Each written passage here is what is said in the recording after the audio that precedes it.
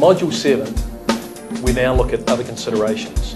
And the other sort of considerations that we take into account in this module are things such as taxation, the release of personal guarantees, that's a biggie, repayment of the business entity loans, and periodic reviews. Now, don't be concerned about the question on taxation or release of personal guarantees at this point. Once again, it's a stepping stone approach. It's modularized, it's plug and play. You're not giving taxation advice, it's understanding where they're at in terms of taxation. It's a very exciting module. Let's have a look.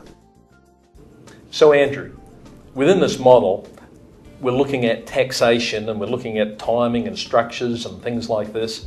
A lot of advisors are going to be concerned, of course, because they actually, unless they're qualified, they cannot give taxation advice. So how do we address that in this module? Advisors shouldn't be too concerned about taxation. Why? Because, as Brian pointed out, in the very first step in respect to business succession planning, you discuss with the client how the client and yourselves want to be engaged. By doing so, you will qualify who will be giving the tax advice, whether it be the client's own advisors or alternatively you'll be recommending specialists. Now, the issue is really not looking at handballing the advice to an accountant or handballing the advice to a solicitor. The issue comes back to how do you manage the process to ensure that the complexity is understood by the client and the process is streamlined.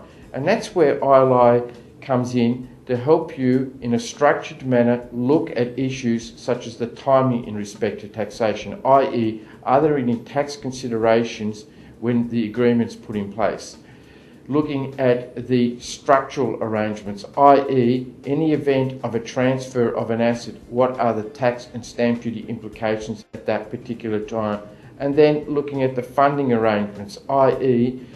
what is the tax implications of paying for the premium if it is to do with a strategy involving a death and a funding arrangement involving life insurance.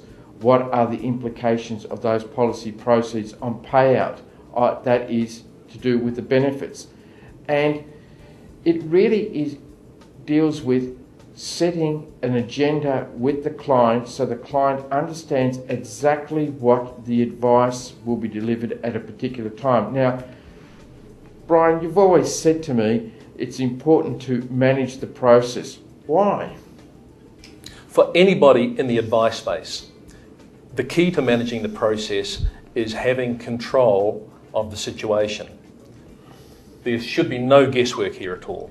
You need to follow a structured process in something that is perhaps at first complicated, but becomes easier when you just plug and play, when you just follow the structure. Very good point, Brian. Clients don't like to see surprises. One of the major criticisms of dealing with service providers, both from advisor's point of view and from a client's point of view, is to find out the shock result of an unexpected high invoice. And what we do at ILI is help you work out exactly how to price the service correctly for the client's point of view. In other words, helping you add value to the advice process, helping you to ensure that there is no surprise in a late delivery of a document, and to ensure that your questions or your client's questions are answered in respect to the particular tax advice that needs to be given. I couldn't agree with Andrew more. The whole question on pricing advice is a controversial one and very prickly for a lot of people. But by following this process, you can, for the first time perhaps, apply a real value to your knowledge base and a real value to your time. The client, the small to medium business, desperately needs your solutions. From a technical point of view, if at any time during the process that you're unsure, ILI have produced a technical resource called BOFIN, and you can contact that resource 24/7 to have your technical questions answered. So Now that we're approaching the end of these modules, you're starting to understand, although it's a complex area, we have uncomplicated it all. Very, very exciting market to work in, very exciting market to add significant value, very, very exciting market for you to earn significant fees and build a value business. The key to this is making sure that all the boxes are ticked and no stone is left unturned.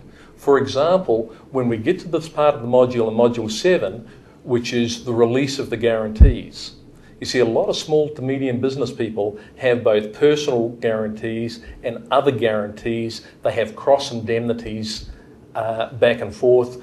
Bit of a minefield. Andrew, what should advisors be looking for and what's going to be covered off in this module? Brian, in one word, release. If there's an exit arrangement, then the personal guarantees need to be released. Now, if you're looking at, for example, business succession planning with a family business, sometimes the children want it all. They want the new business, they want their parents to retire, but they don't want to hand back the guarantees. So what do the parents want to do? They want to retire in peace of mind.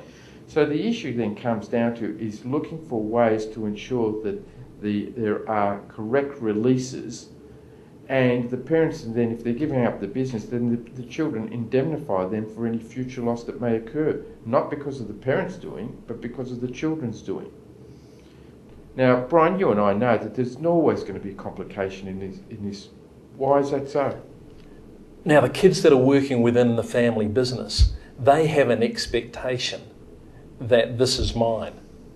This entity is mine.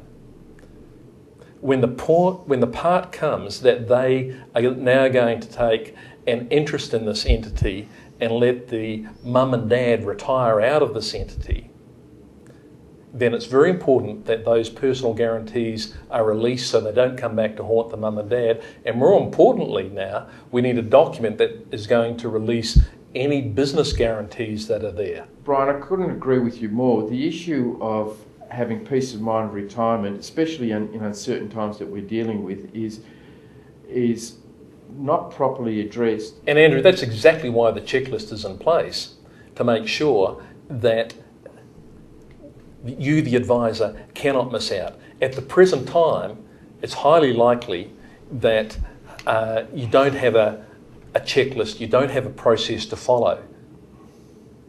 Now, as I said earlier on, I love my wife, I love my house, I particularly love my car, and I love my boat, and I want to keep them all.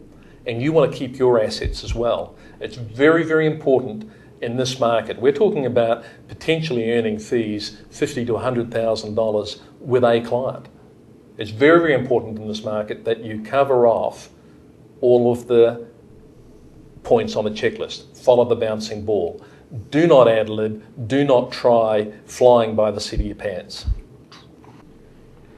Brian, for the last couple of years, you've been very big on ensuring that all checklists and all processes are fully documented.